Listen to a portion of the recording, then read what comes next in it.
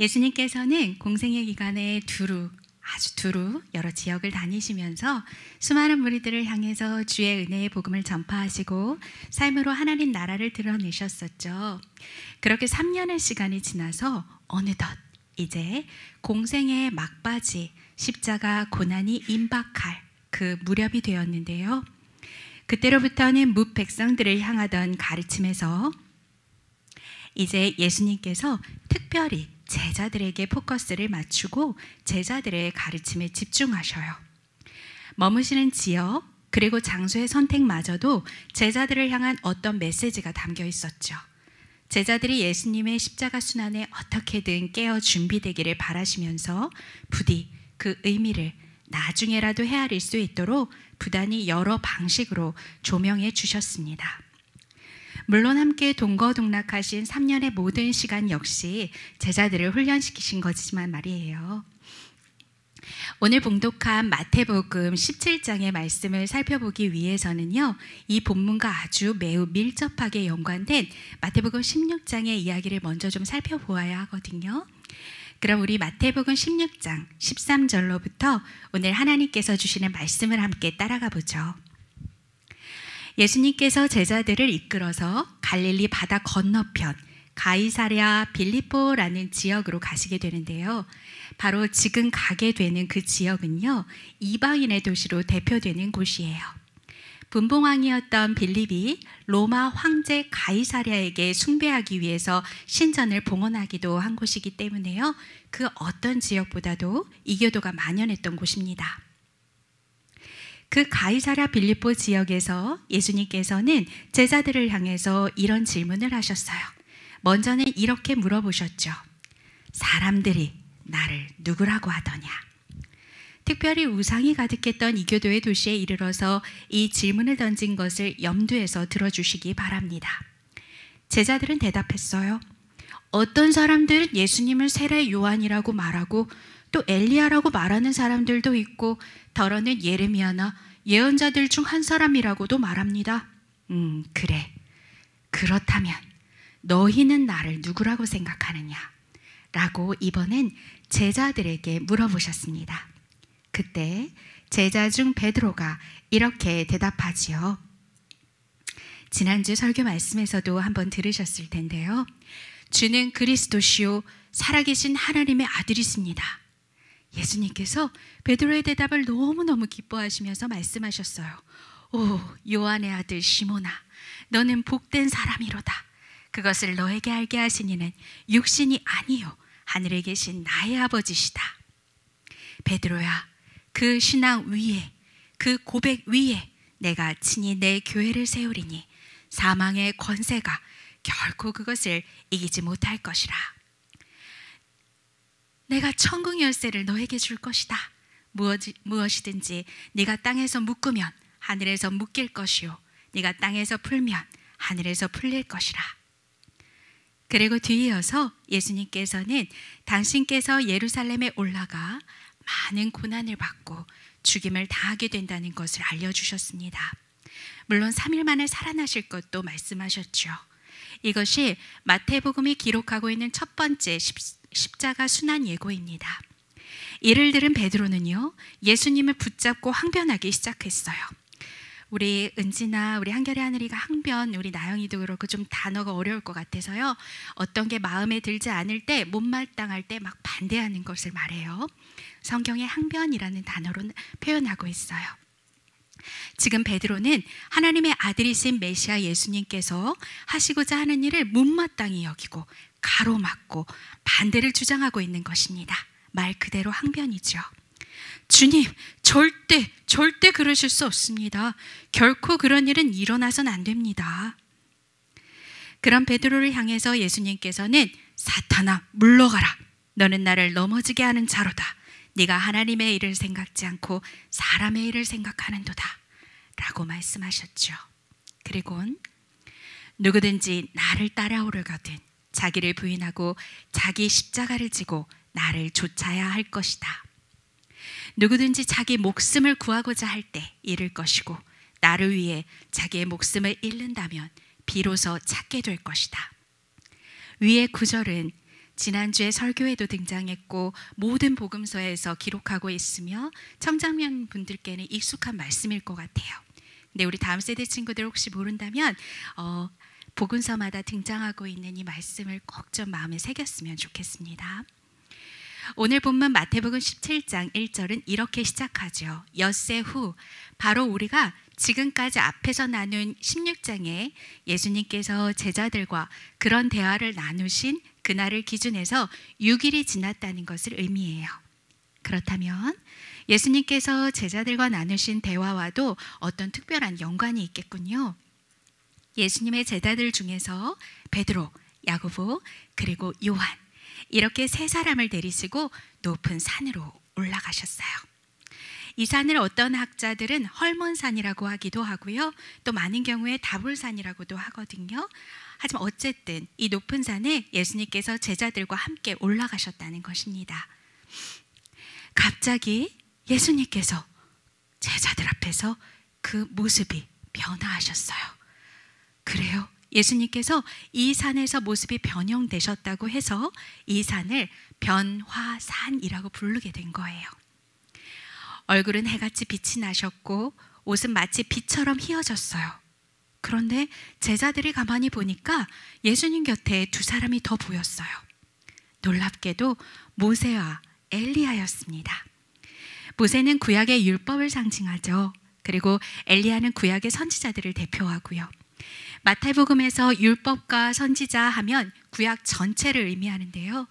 예수님 곁에서 모세와 엘리야 두 사람이 함께 대화하는 저 광경이야말로 예수님께서 구약을 온전히 성취하시는 분이라는 것을 확증하는 장면이라고 주석하고 있습니다. 다음이요. 훗날 이를 목격한 제자들에 의해 이 일이 증거될 거예요. 이런 황홀한 광경을 목격하고 있던 제자 중에 바로 베드로가 감격에 찬 나머지 이렇게 말을 하죠. 주님, 우리가 여기 있는 것이 너무 좋습니다. 주님이 원하시면 우리가 여기에 장막셋을 지어서 그 하나에는 주님을 모시고 하나에는 모세를 모시고 하나는 엘리야를 모시겠습니다. 베드로가 막 그 말을 마치려고 하는데 호련히 하늘로부터 장엄한 음성이 들렸어요. 이는 내 사랑하는 아들이요 내 기뻐하는 자니 너희는 그의 말을 들으라. 세 사람은 그 깊고 장엄한 소리에 몹시 두려워서 몸을 굽혀 엎드려 있었죠.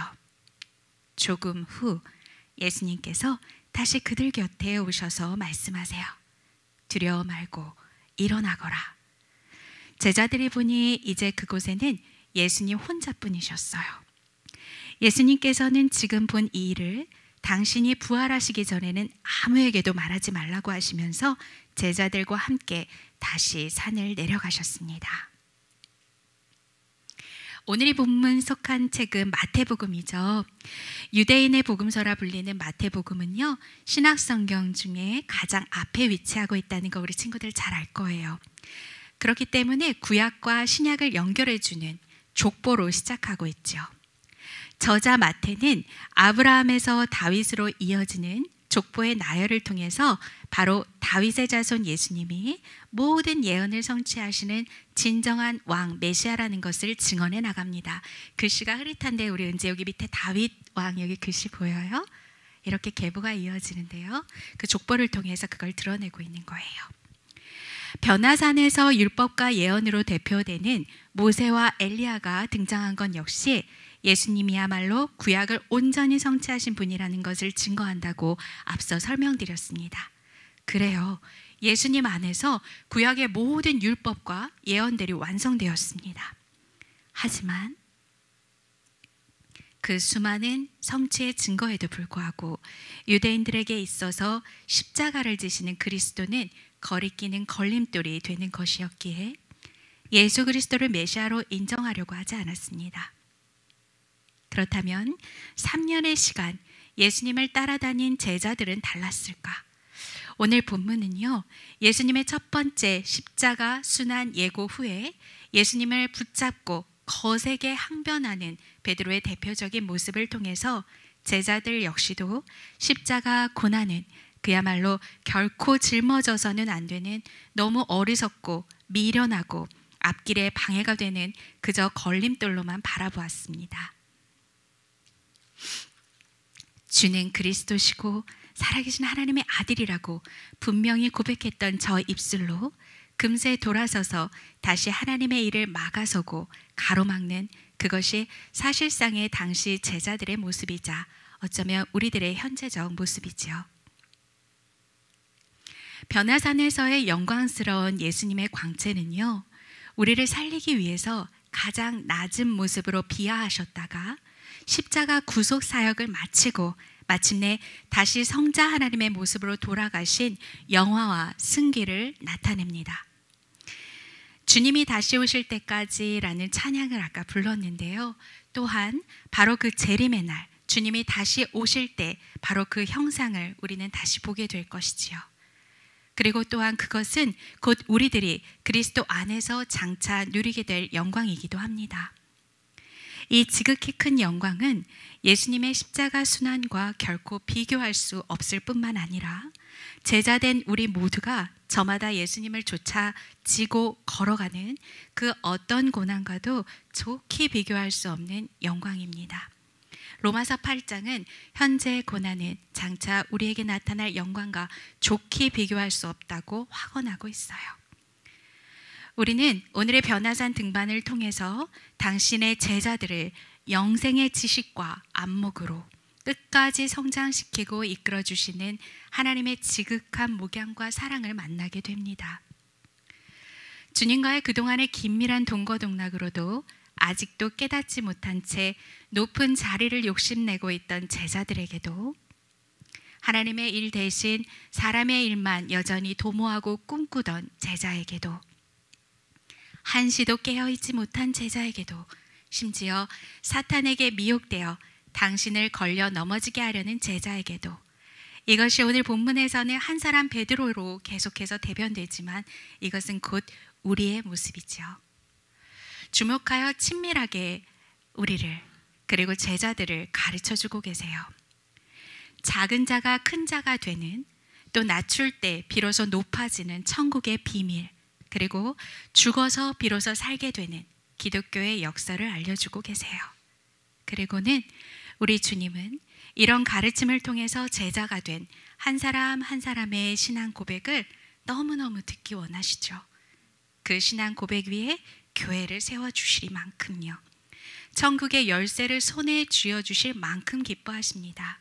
그리고 여전히 그리스도를 삶의 주인으로 인정하는 고백을 통해서 지금도 한 사람 한 사람을 성전 삼아가고 계세요.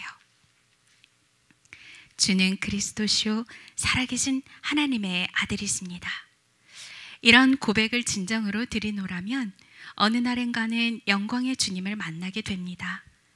오늘 찬양의 가사처럼 세상고 나도 간 곳이 없고 구속하신 주만 보이게 되는 때가 있어요. 그 주님과의 고요한 시간이 너무 황홀하고 너무 좋아서 베드로처럼 아예 세상을 등지고 그곳에서 초막을 짓고 주님 가만 있고 싶어지기도 합니다. 그러나 주님은 우리에게 그 큰 영광을 본 자들이 다시 세상 속으로 굳건히 향해 주기를 원하십니다. 그 고요한 시간 얻은 참된 만족과 하나님을 아는 지식의 충만함으로 영적인 그 안목들로 세상을 넉넉히 이기고 변혁시킬 진정한 능력이 이미 주어졌을 테니까요. 주님은 오늘도 그 좋게 비교할 수 없는 영광을 목도한 자들을 세상으로 다시 파송하시려고 하세요. 자신을 내어서 많은 열매를 맺는 세상의 미랄로 부디 예수님을 쫓아서 우리가 살아주기를 그렇게 기대하십니다. 그리스도 안에서 각자 허락된 십자가는요, 마태복음 11장에서 말하듯이 수고하고 무거운 짐진 자들을 다 오라고 말씀하시죠. 모든 인생들이 말하는 그렇게 허망하거나 그렇게 무거운 것이 아닙니다. 결코 수고롭기만 하고 열매가 없는 그런 십자가가 아니에요. 십자가는 주 안에서 지게 되는 십자가라면 그리스도 안에서의 평강이 있고 능히 감당되며 온유하고 가볍고 쉬운 것이 될 것입니다. 그 정체성을 다음 세대의 우리 친구들과 함께 회복하기를 원합니다. 바로 이것이 바울이 말하는 무명한 자 같은데 유명한 자, 죽은 것 같은데 살아있는 자, 징계를 받는 것 같지만 죽임을 당하지 않고 근심하는 자 같으나 항상 기뻐하는 자일 거예요. 가난한 자 같으나 많은 사람들을 도리어 부욕해 하는 그런 자일 것입니다. 그 정체성이 고난주간을 시작하며 우리 모두에게 주어지기를 바랍니다. 그리스도 그분이 우리 안에 계시는 한 사망도 생명도 천사들도 권세자들도 현재도 장래도 그 어떤 것도 우리를 우리 주 그리스도 예수 안에서 결코 끊을 수가 없습니다. 마지막으로 히브리서 말씀을 끝으로 맺겠습니다. 믿음의 주요 또 온전하게 하시는 이인 예수를 바라보자. 그는 그 앞에 있는 기쁨을 위하여 십자가를 참으사 부끄러움을 개의치 아니하시더니 하나님 보좌 우편에 앉으셨느니라. 이것이 오늘 고난주간을 시작하는 주일 여러분들과 함께 나누고 싶었던 주님의 십자가, 그 참된 영광에 관한 이야기입니다.